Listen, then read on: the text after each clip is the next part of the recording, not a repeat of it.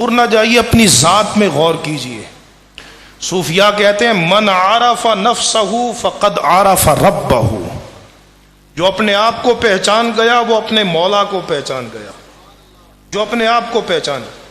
قرآن مجید میں بار بار فرمایا فَلْيَنْظُرِ الْإِنسَانُ مِمَّا خُلِقَ، انسان کو غور کرنا چاہیے وہ کس چیز سے پیدا ہوا ہے، کس چیز سے پیدا ہوا ہے۔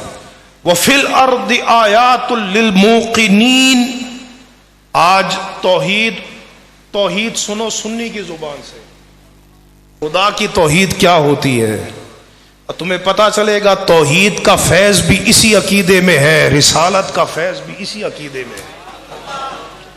وَفِي الْأَرْضِ آیَاتٌ لِلْمُوقِنِينَ وَفِي أَنفُسِكُمْ أَفَلَا تُبْصِرُونَ، اللہ فرماتا ہے زمین میں یقین والوں کے لیے نشانیاں ہیں، اور تمہاری اپنی جانوں میں، نفسوں میں اگر تم نگاہ بصیرت رکھتے ہو تو بڑی نشانیاں ہیں۔ کیا نشانیاں ہیں؟ بے شمار نشانیاں ہیں، لیکن میں دو تین آپ کے سامنے رکھتا ہوں۔ ایک نطفے سے انسان کی ابتدا ہے، پلید، حقیر، مہین، ذلیل پانی کے نطفے سے، پلید پانی کے نطفے، کپڑے پہ لگ جائے کپڑا پلید، بدن پہ لگ جائے بدن پلید۔ اور آج سائنس کہتی ہے کہ اس نطفے کا بھی ایک باریک سا جرثومہ ہے جو بظاہر نظر نہیں آتا، یہ انسان کی پہلی بنیاد ہے۔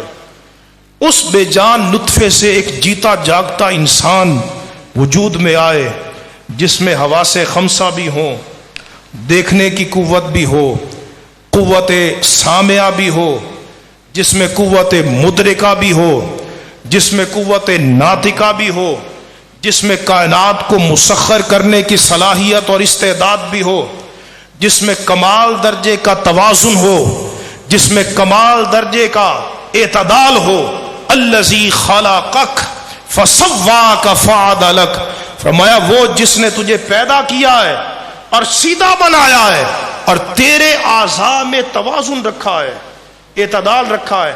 اگر ایک ہاتھ بڑا ہوتا ایک چھوٹا ہوتا، ہماری شخصیت میں کتنی بدنمائی آتی۔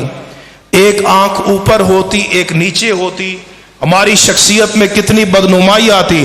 اس رب نے ہمیں صرف پیدا نہیں کیا، بلکہ رب نے اعتدال اور توازن رکھ کے اللہ نے ہماری شکلوں کو